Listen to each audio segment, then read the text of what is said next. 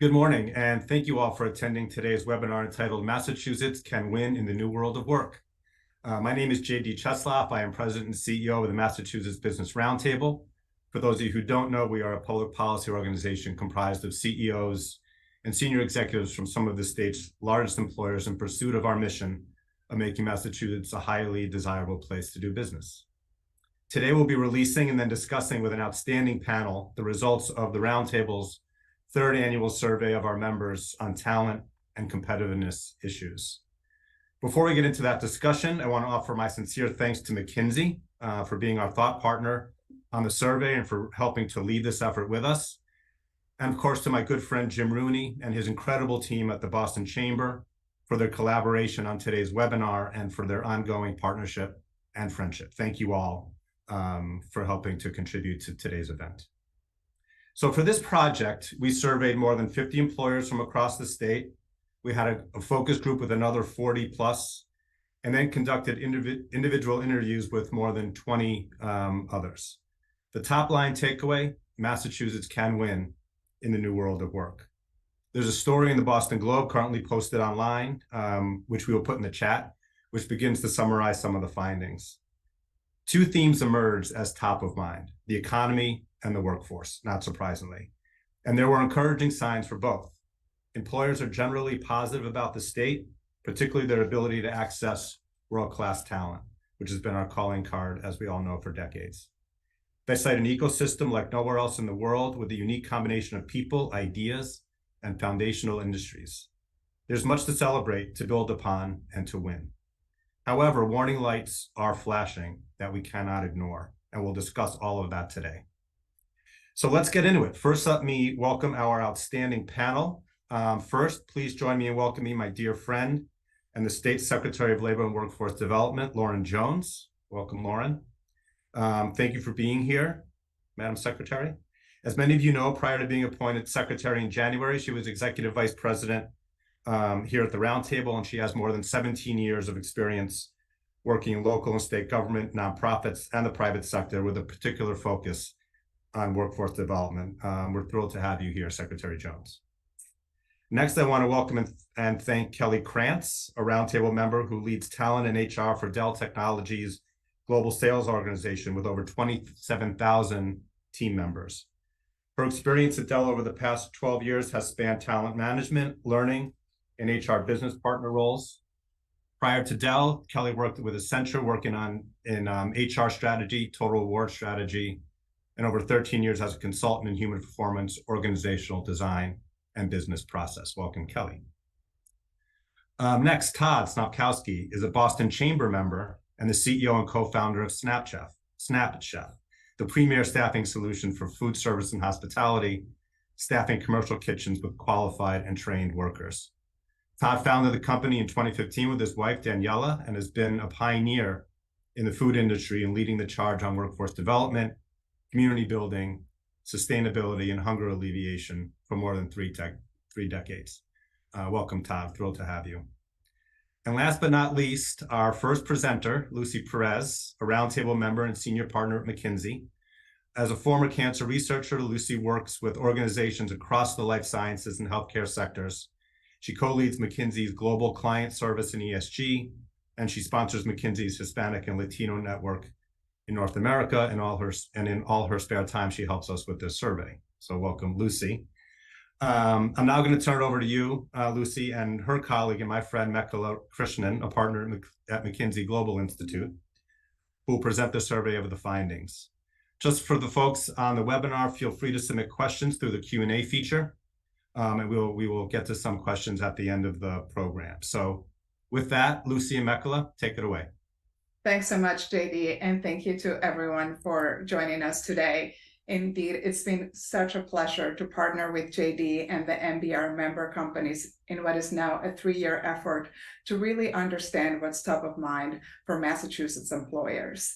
What gets me really excited, as JD was saying, was the ample engagement that we had over the last few months with, more than 70 organizations between those that participated in the survey, focus groups, and interviews. And that really gives us a view on organizations that collectively represent more than 250,000 jobs in Massachusetts. So to all of you who participated, a huge thank you for the time and energy that you put in for sharing your insights with us. And so let's dive into the findings, and I hope you'll engage actively in the chat function. And as we move to the panel, it should be a really interesting set of conversations. Not surprisingly, and as JD alluded to, there's two big themes that are top of mind for employers. It's the economy and it's the workforce. And definitely lots of bright spots for both of these in Massachusetts because of the talent that we have access to here. But also, as JD alluded to, there are some warning lights.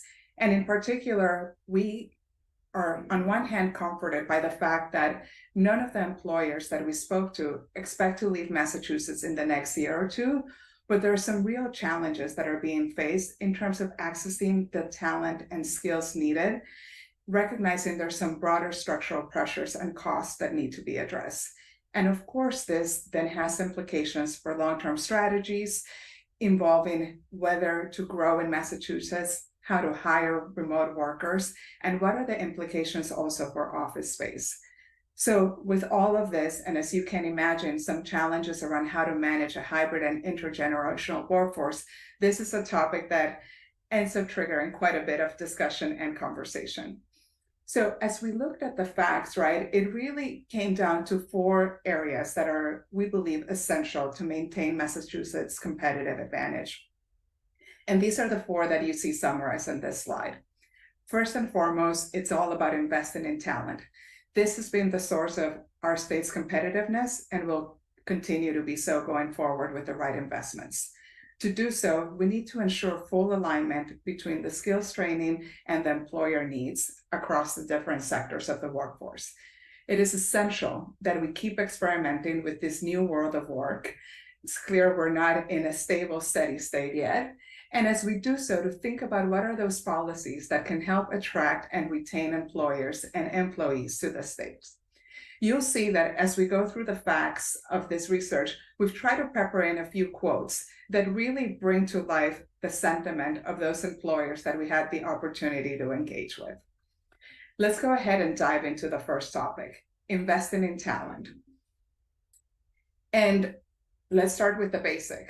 Employers consistently say over and over again that access to talent is what keeps them in Massachusetts.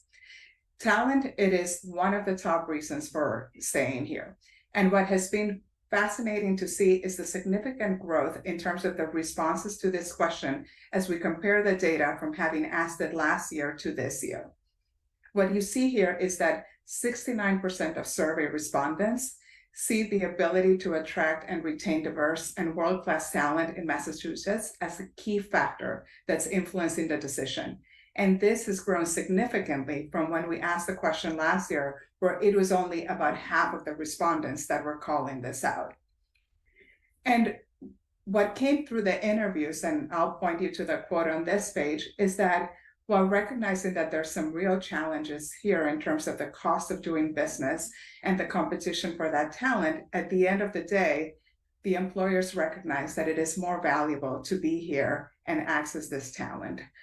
And this is consistently across sectors. That said, there are some real challenges when it comes to hiring, and this is what has been triggering this look for remote workers that are supporting Massachusetts-based operations but reside outside the state. The question that we wanted to ask was really to understand how difficult is it to access workers, to access and tap into that talent, and do we see any differences when we compare entry level to manager and above level roles? And what the data has shown us is that in general, we're seeing about 3/4 of respondents are seeing some difficulty in recruiting, and this is going to continue for the next year or so. But interestingly, this challenge is much more amplified for the manager and above roles than it is for the entry-level ones. In general, part of what we see is that while the Great Resignation seems to be slowing, we're still seeing about a quarter of respondents expecting voluntary turnover to continue increasing over the coming year. And what's interesting, you may imagine, we cut the data to reflect different sectors, different types of positions, industries, and these trends tend to hold all around. When we looked at what is happening, and what are some of these differences when looking at remote workers, which is increasingly a topic that is coming front and center, we wanted to understand the differences between what we call the pre-COVID world, right, and the world that we find ourselves in. What you see on the left-hand side of this chart is that pre-COVID, less than 10% of the organizations in Massachusetts would have also around 9% of their, of these organizations had more than 10% of the workforce supporting them remotely. That number has grown significantly from the 9% you see on the left-hand side to 31% today.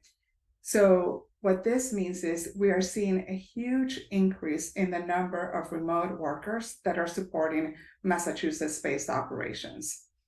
Hand in hand with this, what we see is that the fraction of respondents that are considering either further reducing their presence in Massachusetts or adding new roles that sit outside of the state has actually tripled. It went from about 7% last year to 21% today. And so hand in hand with this, another number that stood out to us is that only 8% of the employers that we looked at through these interactions talked about considering expanding their presence in the states. And this is a significant decline from like about 20% who said last year that they were looking to expand their operations in Massachusetts. And so what it comes down at the end of the day, it is that consistently employers are telling us what's most important to them, ensuring that they bring in the right talent into their organizations. And if securing that talent requires some flexibility in enabling the talent to reside elsewhere, many are choosing to take that as they go forward. So let's pivot now and talk about skill training and how best to align the needs of the employers with the skills that employers are looking for. To take a step back, what we wanted to say is take a look and compare how is Massachusetts as a state doing relative to others in terms of training and skills development. And the exciting thing is that this is a state that has much higher educational attainment than its peers on average, with nearly half of the population having a bachelor's degree or higher. The graduates here, we see the largest share of STEM degrees amongst peers in the US, with engineering and computer science as some of the largest subfields. What we see is hand in hand with this, employers are taking actions to fill the skill needs. About 2/3 of organizations are offering access to education and training programs in different skills. This may take the form of certifications or access to specific courses in partnership with academic institutions, with about half of the employers tend to have such partnerships. And about a quarter of employers also have some partnership with an affinity or professional organization to further expand the access to the pool of diverse talent.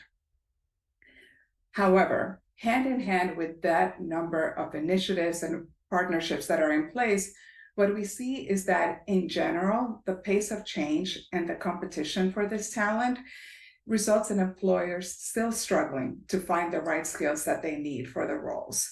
And what you see here is 70% of respondents talk about the lack of available talent within the state. And 43% of them talk about how they struggle with candidates' willingness to move and come live in Massachusetts. One of the things that we thought was really interesting was also to dive deeper into which were the skills that were most critical to respondents. And the ones that jumped to the top were in particular problem solving, creativity, critical thinking, and interpersonal and emotional skills. These were also the ones where employers were citing the biggest gaps. On the other hand, what we saw was that less than 40% of employers were putting the technical and software skills as the most critical ones, perhaps a bit of a shift in what we've seen from prior surveys looking at these questions. Again, highlighting the criticality of ensuring that connection between what are the needs of the employers and the skills building programs that can help address the gaps that employers see today in the pipeline. Let me take this opportunity to hand it over to my colleague Mekhala to share a bit more around what are we seeing as it relates to the need for further experimentation with this new world of work. Mekhala? Great, thanks so much, Lucy. So we talked a little bit about the importance of talent to employers in Massachusetts and how they're responding to fill that talent, however, still seeing some substantial gaps as well as need to fill certain types of skill profiles. There's two other trends that really stood out as we were looking at the survey. The first was the broader context of the new world of work. Our expectation as we did the survey was that employers would resoundingly say to us that we were in the new normal of the world of work. And in many ways, we did see that with the survey. So the question we asked employers was, what fraction of employers are allowing some component of remote or hybrid work? And there is a resounding shift that we've seen post-COVID to some form of hybrid work. A vast majority, 96% of respondents, allowed some form of hybrid work, with only 4% of them requiring fully in-person presence all the time.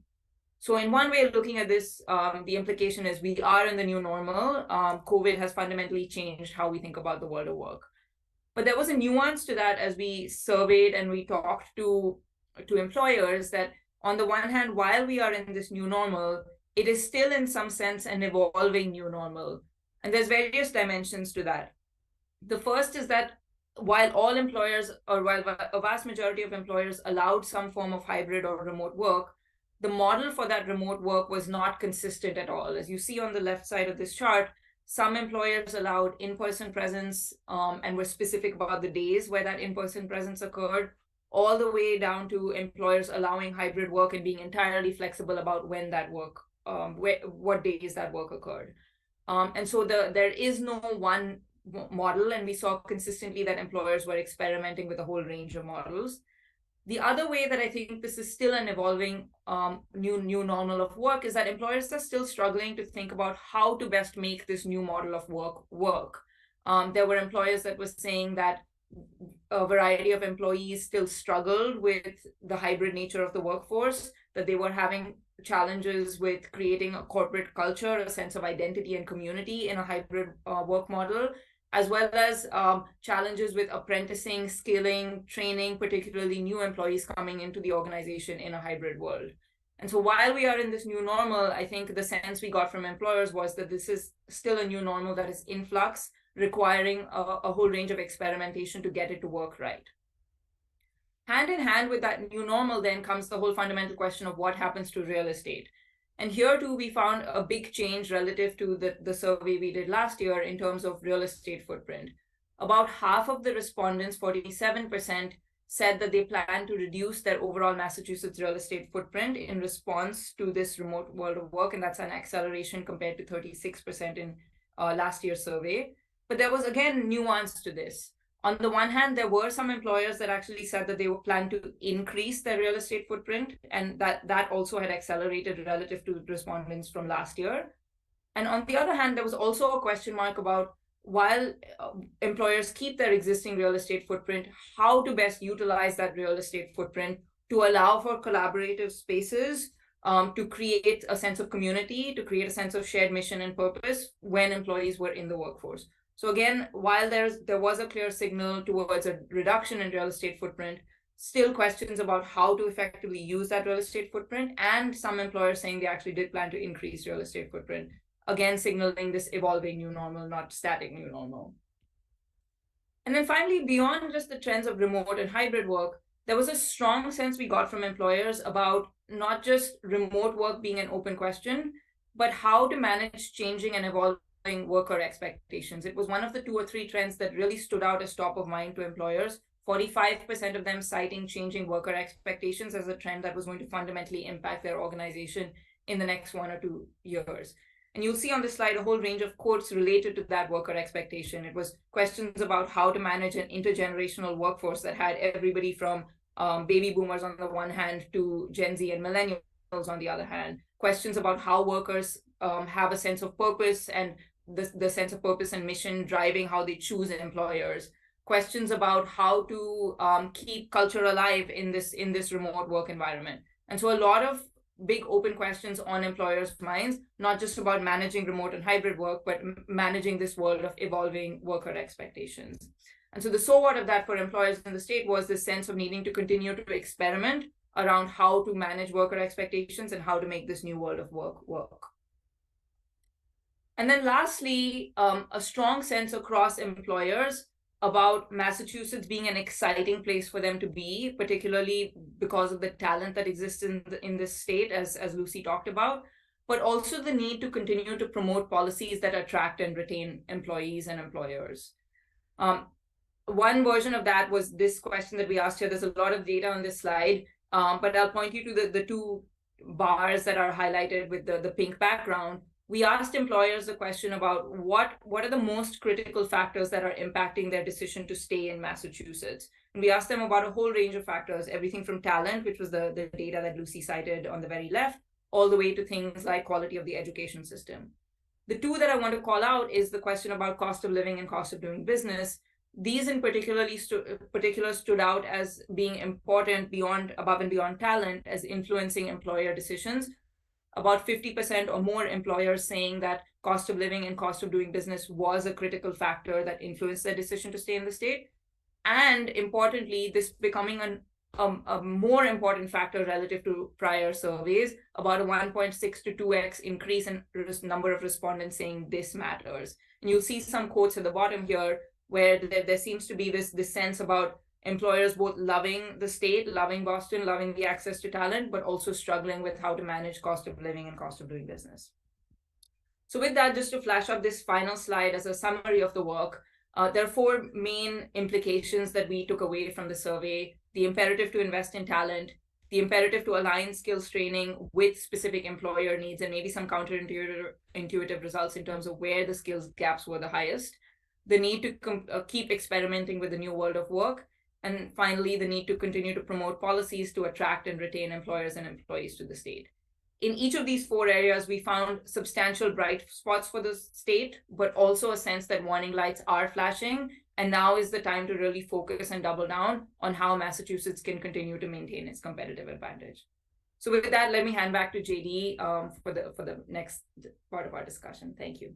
Great. Mekala and Lucy, thank you so much for the presentation, for your help with the survey. Certainly a lot to discuss. So let's jump right in with our panel for their insights. The first question really to you folks is the open swim, right? What do you think? What resonated with you from the survey findings? And how are you thinking about the two top themes, the economy and the workforce? So let's start with our Secretary of Labor and Workforce Development, Secretary Jones. Well, thank you, JD, and thank you, Lucy and Makla, for outlining a really helpful set of data points, and for the roundtable and chamber for teaming up and outlining all of this, which I think will be a resource for us moving forward. I think one of the things that I want to acknowledge is, I want to recognize that the 100% of employers kind of affirmed that they want to stay here in Massachusetts. So I think we don't want to lose sight of that. But certainly, while there's the bright spots, there are the alarms that are also ringing. And I think there's opportunity when you think about that. And so what resonated with me was recognizing that there's employers that are investing in training resources for their employees, which is fantastic. I think it was upwards around 70%. But then it was less than 20% of employers that are partnering with vocational schools and community colleges. And so I see this as an opportunity to really recognize that companies are investing in their talent. They want to find more ways to find talent based on the data that we've seen. And so I think what resonated with me is that there's this window to now think about how we can collaborate, introduce companies to kind of more resources as they reimagine how they find talent. What may have worked 5 years ago is not the recipe for success today. And so how can we, in the Commonwealth and the Healy-Driscoll administration, partner with you to connect you to so many resources that exist within our academic institutions, our career centers and resources, and the wide breadth of resource that we want to make sure employers of all sizes are able to access. So I'm trying to think of the positive here, and I think that to start off building on this public-private partnership,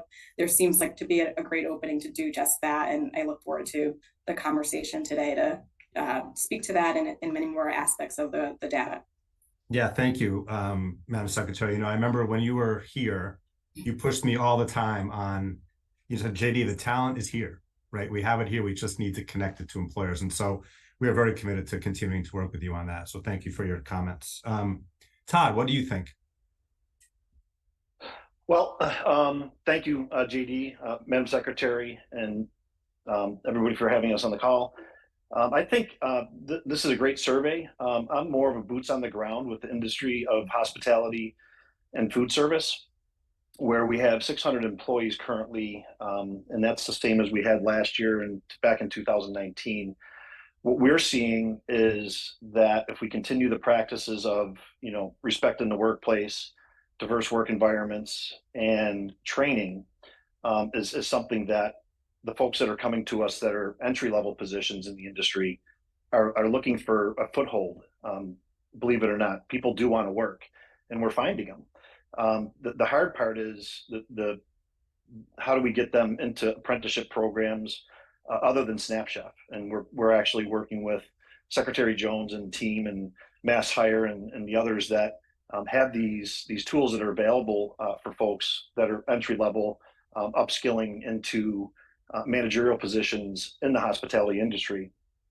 So it's encouraging to see the stats and the numbers, but the boots on the ground are showing that people are coming back to work and they're looking for new ways to get upskilled and follow a career path is something that we've recognized.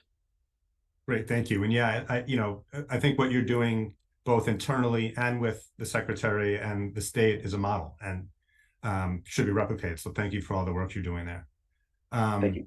Kelly from Dell, what do you think? Thanks, JD, and I'm very happy to be here and joining the panel today with these esteemed colleagues. Here at Dell, as we focus on the workforce, our priority combines having a diverse technical organization with skills, experiences, and confidence to lead in the digital economy. This means we need to expand our pipeline into the technology sector overall for underrepresented communities. One good example I'll call out is our student technician program. This is a structured hands-on learning experience where we take students, teach them how to troubleshoot and repair Dell equipment on campus, working with our employees. They're guided by those Dell employees. They eventually become frontline IT for the high school environment, whether they're repairing and, unscrewing the backs of machines and troubleshooting software. It creates a hands-on learning experience, an opportunity to earn an industry certification, and people who are used to communicating with customer problems, which is a big part of what we do every day. So here in Massachusetts, that program is running at Greater New Bedford Voc Tech, and we've got it in a number of other schools across the nation. But that's one way where we look at expanding our pipeline and getting talent ready to work in tech. Whether they work for us or not, it's really the ability to explore career options, but in a way that's really practical for strained educational resources, right? So that you start to actually create the learning experience with work that has to be done on the campus. Yeah, it makes sense. It's like developing your own pipeline in a way. I think that's good. Lucy, anything you want to add before we move on? Maybe just a couple of quick thoughts, building, I think, on a common theme that I think we're all speaking to. I mean, talent is so core to our business models, right? And so to play up that strength that Secretary Jones was alluding to, I think for us, right, it is not surprising that Boston is one of our largest offices globally. And it is because we can tap into so much of that local talent. But it is very real that, our colleagues have the conversations around the cost of living, finding housing, right? And so these are very real problems that we need to think about how we effectively work together to address. What I get really excited about with remote work is how it's helping open up opportunities to serve clients both in Massachusetts and beyond. For example, for us, Boston has become a major hub of our digital talent. And what remote work is enabling us to do is that those colleagues who are in Boston that are part of our digital hub, being able to serve so many more other clients, not just the ones based in Massachusetts, as a result of the technology that enables us to reach more. And I think helping make that work better has been a huge enabler of our opportunity as well here in the state. So, all right. So speaking of remote work, let me jump to that question here for the group. One of the most eye-opening findings, I think, in our survey was this increase, the threefold increase in out-of-state hiring. For some industries and employers, hiring remote workers obviously is an option, and for others, it's not. So I guess the question is, how do we grow the talent pool here and better utilize untapped talent to meet employer hiring needs? And Secretary Jones, I'm going to ask you that, so think about that for a second. But in the meantime, Todd, what particular challenges are smaller businesses facing with both recruitment and retention?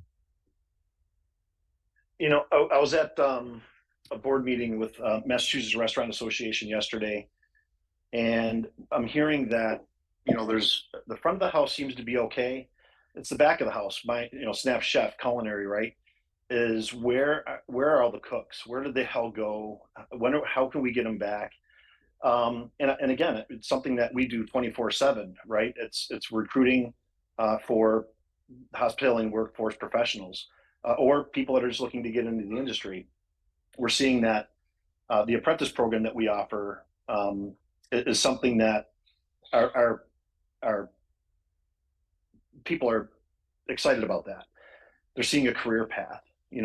We're trying to glamorize the back of the house, which has taken such a hit over the years, pre-pandemic, through the pandemic, and the Great Resignation, right? I mean, the restaurant industry took a huge hit, and they're still feeling it. Some of the things that we do in house are, a referral program. There's referrals that are coming from employees, referrals that are coming from clients. This incentivizes our employees. We also offer, like I said, we offer no cost training to the employee. An entry-level employee comes in the door, they'll get 4 days of hands-on in the kitchen training before they go out to a professional work environment. So they'll see that first. These are the things that we're doing, that we're seeing results, as a lot of our clients will take our employees on a temp to perm basis. So we're gonna train them up, give them the soft skills, the base skills. We call them life skills and knife skills, right? So we give them the ability to get into the workforce where otherwise they would just come in blind, and that doesn't work for anybody usually, especially when they're going into a busy kitchen environment, right? It's fast paced, it's hot, it's not the most desirable environment. So how do you make that work for people? And it's about how you onboard them, bringing them on in a proper way, which I say, just treating people with respect, responding to them when they put a resume into your organization. It's something we've done from day one, is respond to them whether they're qualified or not. Let them know that they're qualified or they're not. It's full transparency, and that seems to be going a long way for the culture of our organization. We're a temporary agency, right? And we have people that have been with us for 8+ years, 10 years. And the ones that have moved on or been temp to permed are going into a work environment that they start as a dishwasher. 6 years later, we're getting calls from them ordering from us as sous chefs. So that's just my world on the boots on the ground front. That seems to be working for us. And it's, respecting the workplace, diversity, giving people an opportunity to have flexibility. Flexibility is another huge piece. We're not going to do any hybrid work in kitchens, at least not yet. So until we get there, we're going to keep pushing on upskilling and making sure that folks have an opportunity to advance their careers. Yeah, so it sounds like you've created a pathway, and the question, I think, becomes how do you get people off the sidelines and into some of these pathways? And I know that's something you've been thinking a lot about, Secretary Jones. So as you think about the talent pool that's here, better utilizing the untapped talent that is here, how do we do that? Yeah, I think there's a couple of things I want to acknowledge. I think organizations and companies like Snap Chef they are here. They've got great locations in Dorchester and Worcester, and their employees need to be here.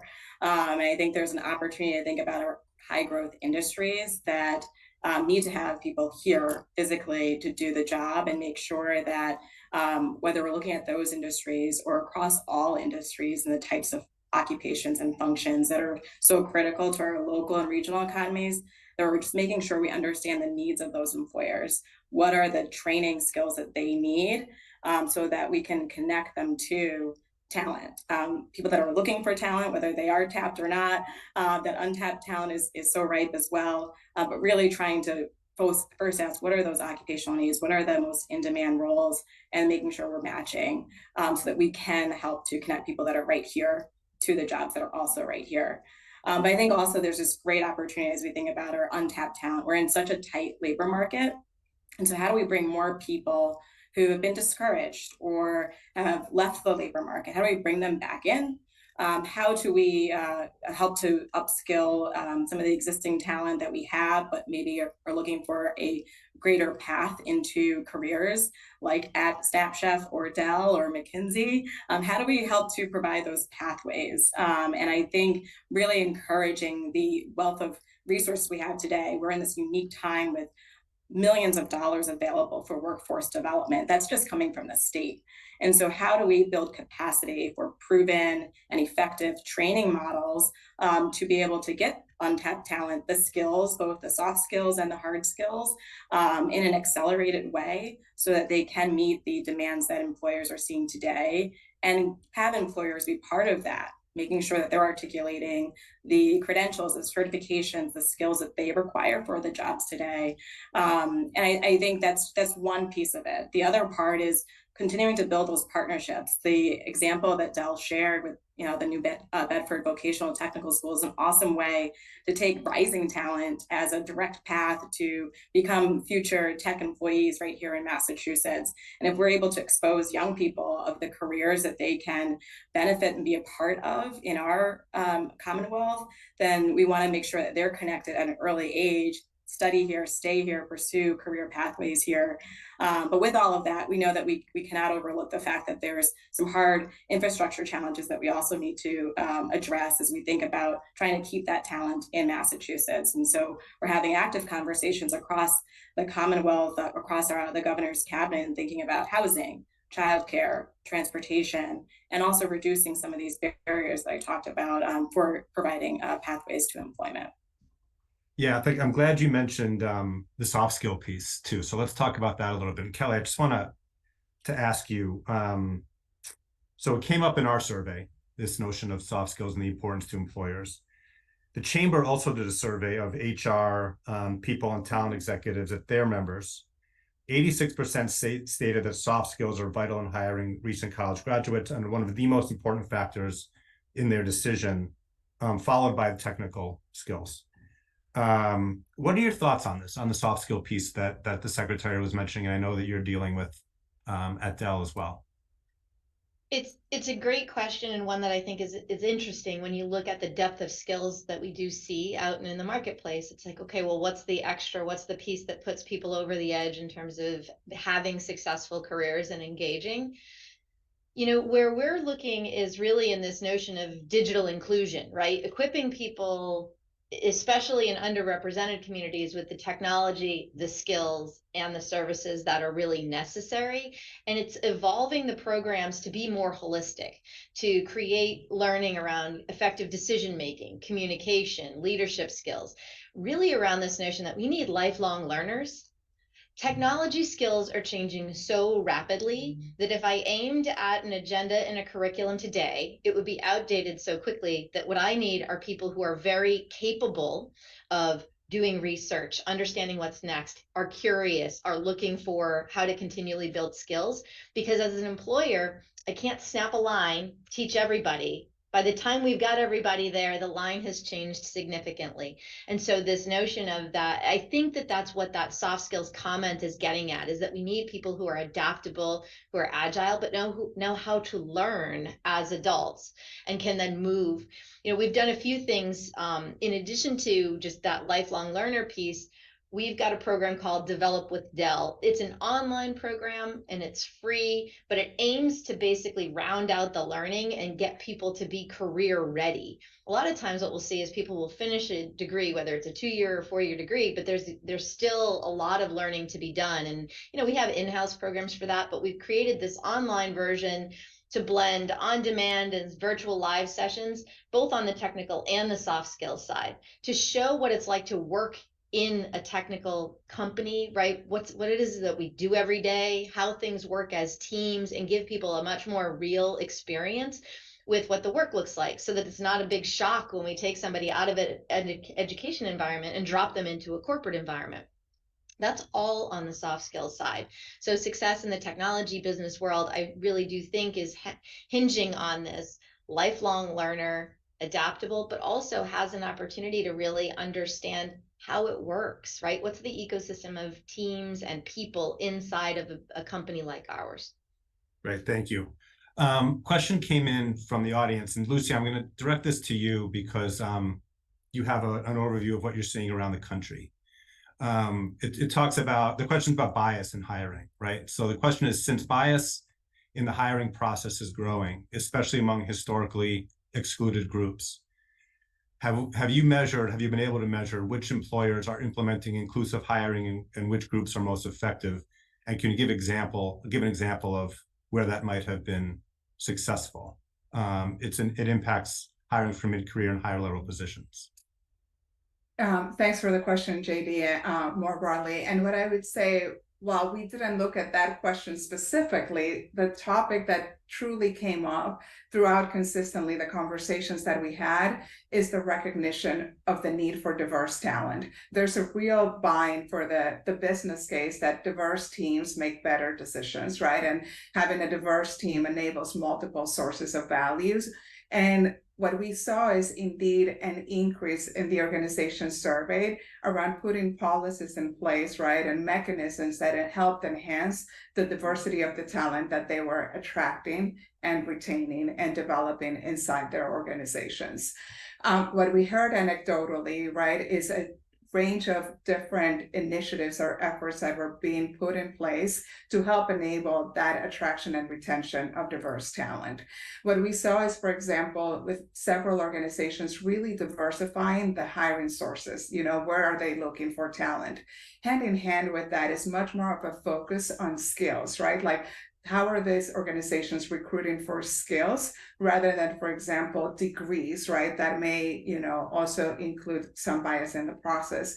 But in general, right, like, well, I don't have precise numbers to say, how many are doing this. The trend indeed points to, again, that recognition of the need for diverse talent, and that it is critical that it's not only about how we attract that diverse talent into the organization, but how the workplace is becoming a more inclusive workplace, right? That people truly have a sense of belonging and that driving inclusion. And this is not just about gender, race, but it's also about the types of diverse backgrounds, the types of skills that people bring into the organization, and the criticality of having a more inclusive workplace.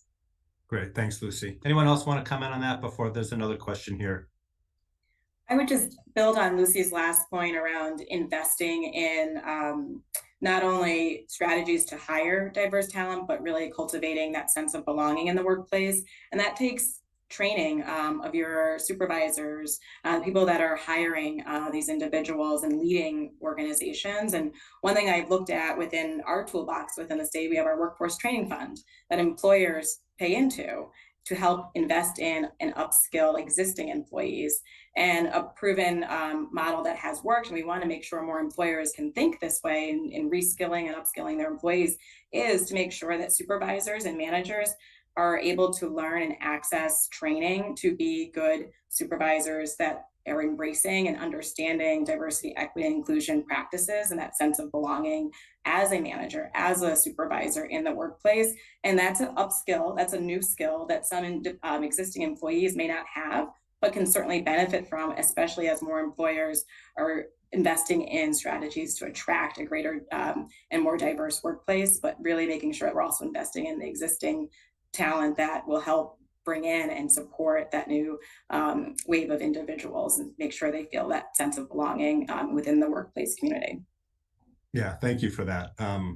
Speaking of workforce training fund, Madam Secretary, so there's a question here, which I think I'm going to direct to you because you can talk about that and mass talent, right? So the question is, how are we in Massachusetts addressing the great need for talent in support positions that can't be remote? Yeah, well, we know that we want to keep talent here. We actually would like to actually have more in-person roles or hybrid opportunities so that the talent that lives here, the talent that comes to Massachusetts can work right here in Massachusetts. And we just last week launched an initiative called Mass Talent. It's really a platform to streamline resources, including significant dollars, over 50 million in just the Workforce Competitiveness Trust Fund, for employers, training providers, and job seekers to be able to access. And so through our training initiatives, we really try to bring training providers to the table with a commitment from an employer or employers to hire through that training. And so if we can find more opportunities where there's a demand for certain roles, I think that will signal greater opportunities to scale these programs and to invest more in these programs. So I would say an ask is, for employers to partner with us, because if we know that there's a greater demand for X, Y, or Z occupations, then we can build out the capacity for more training providers to know that they can and should be at the table to help support that need. And we have funds to be able to incentivize and to support some of that scale and that growth. And so I think really making sure that we are having curated and one-on-one conversations in each region to better lift up these opportunities is going to be key. But we really want to make sure that we're lifting up these opportunities, especially as we look at the high growth roles that we see across a wide range of industries, like sciences, clean energy, advanced manufacturing, and so many healthcare, tech, so many more industries. And so really trying to leverage that partnership between training providers and employers so that job seekers can benefit from it. Yeah, great. Thank you. I mean, there's a lot of great resources under your umbrella, and folks should be taking advantage of them. You can go to mass.gov/mass talent to learn more. We can put that in the chat. Okay. So maybe a question here for this, again, from the audience, for Kelly and for Todd. How have you successfully encouraged a culture of lifelong learning among employees of different generations, especially those that have a set mindset, and can share any specific strategies or initiatives that have been effective, particularly in engaging veteran employees in continuous learning and development? This, as Lucy mentioned during the presentation, this came up over and over and over again in the survey, particularly in interviews, which is this challenge of managing these intergenerational workforces and the impact on culture. So Kelly, why don't you start, and then Todd? I think where I would start is to highlight the importance of employee resource groups when it comes to helping support lifelong learning with our employees. So we have over half of our employees worldwide participating in one of many resource groups, including veterans and our Black Networking Alliance, and we have a Hispanic employee resource group, but we also have one called Connexus, which is a multi or intergenerational resource group, which is this really funny, not funny, but like fun exchange between our younger workers and older workers on what it means to be parts of teams and what are values. And so they're all very active components to an employee experience. So there's the work on the job, and then there's part of being, the part of the Dell organization and part of our culture. And the ERGs play a big part of that, particularly when it comes to onboarding and welcoming folks who are going through significant career transitions, like recently, exiting veterans who are coming into the workforce for the first time.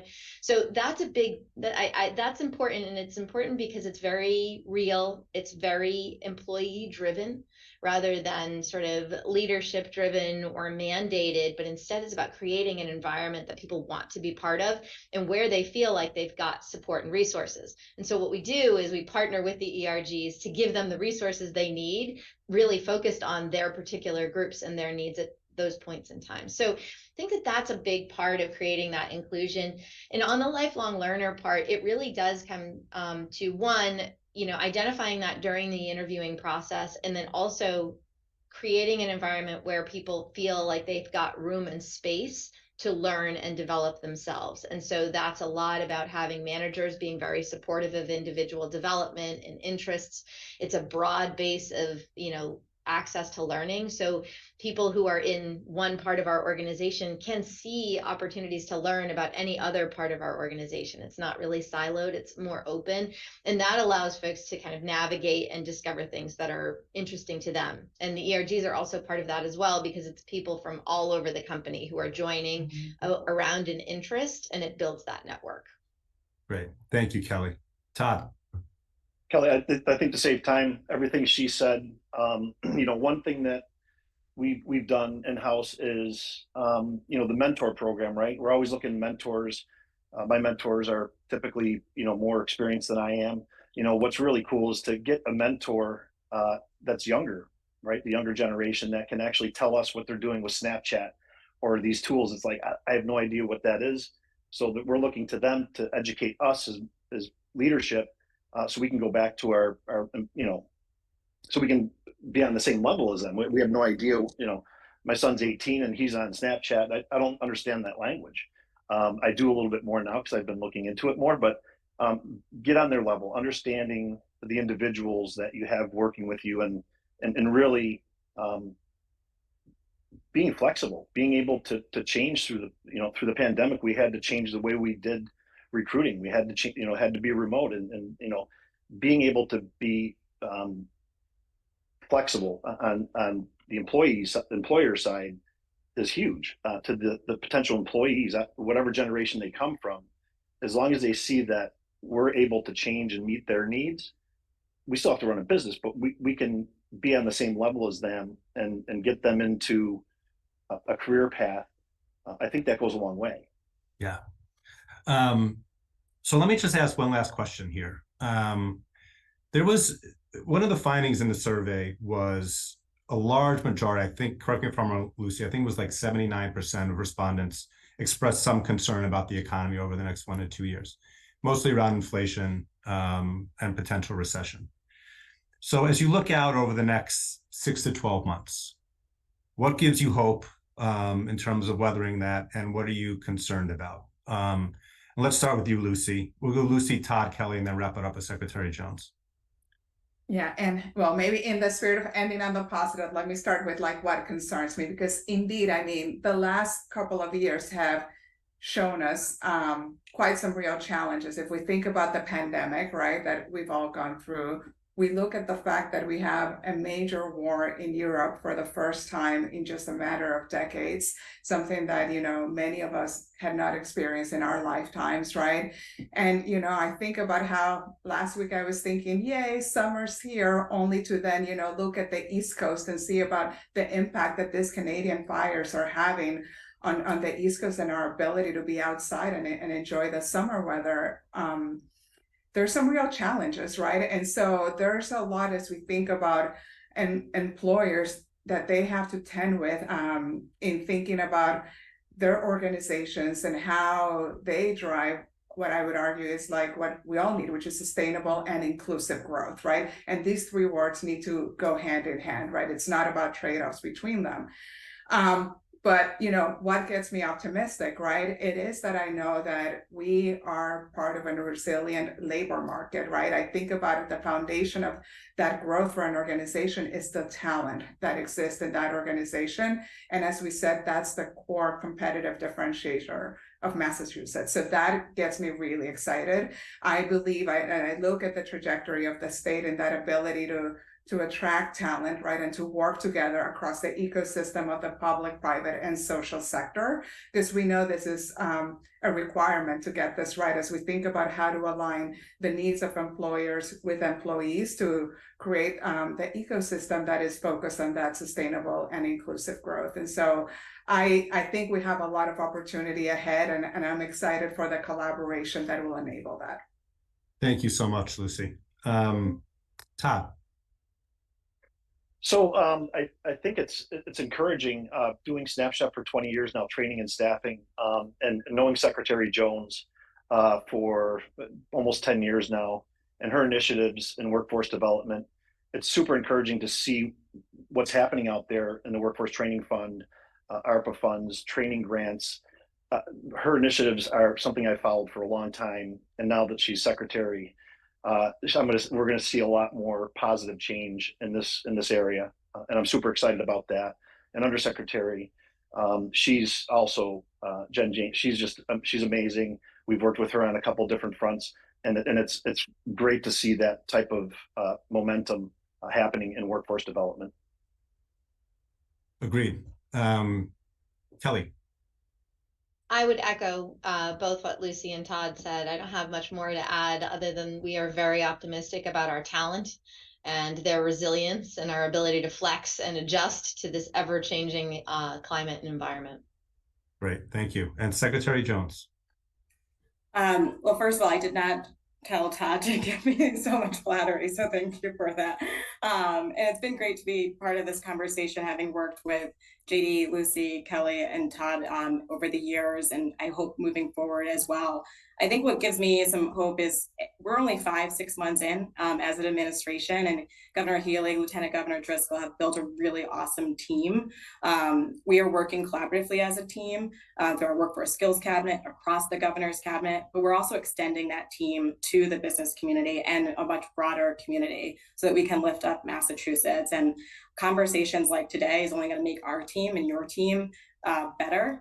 I'd say if companies are thinking about whether they should hire their talent here, move somewhere else, at least give us the chance to have that conversation with you so we can make sure you have some resources on the ground so that you can be continuing to invest in that talent here. And I look forward to being able to have these one-on-one conversations with employers, or even just making it easier for companies to be able to navigate the resources through Mass Talent and other resources, because we have such a great opportunity. And as Todd mentioned, the momentum right now that we want to be able to tap so that you can be planning now, despite what the economy may look like. This is a good opportunity to now think, okay, what can I be planning for now? So that a year from now, a couple of years from now, we're set up with the right partnerships and the plan.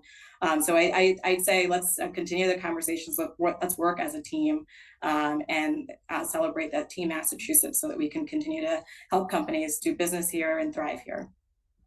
So thank you all for that. Really terrific conversation, your insights, most importantly, your leadership on these issues. I am mindful of the message I hear often from the Healy-Driscoll administration, which is we need to stop admiring the problem and move aggressively toward identifying and implementing solutions for the problem. And I think you're doing a lot of that, Secretary Jones, so thank you. I know some of us on this call are working with the Economic Development Secretary, Yvonne Howe, on a new economic development strategic plan for the state, which would be a great step in identifying solutions and laying out an action plan for their implementation. And as Secretary Jones said, she and others in the administration really have been terrific collaborative partners to the business community, open to any and all ideas, more than willing to work in that Team Massachusetts mentality, particularly around these workforce issues. The governor, lieutenant governor, secretary always talk about winning, and we are all more than willing partners, as you suggest, in figuring out how to win in the new world of work. So with that, let me turn it over to my good friend, the head of the Boston Chamber, Jim Rooney, to bring us home.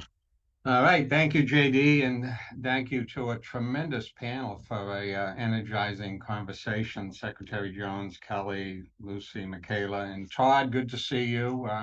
My relationship with Snap Chef goes back to my convention center days, and Snap Chef bailed me out a few times in some of the big events at the convention center. So, Todd, Thanks, Jim. good to see you. You too. And really for the focus that this study and the folks at McKinsey and my friends at the roundtable bringing to the topic. A couple of observations from the as a viewer of the conversation. One is fully appreciate the positive tone and note with which you all began in terms of the strength and vitality and attractiveness as Massachusetts as a place for people to start their careers, stay, succeed. We have all the ingredients and that competitive advantage of our talent, which is the subject matter of the day.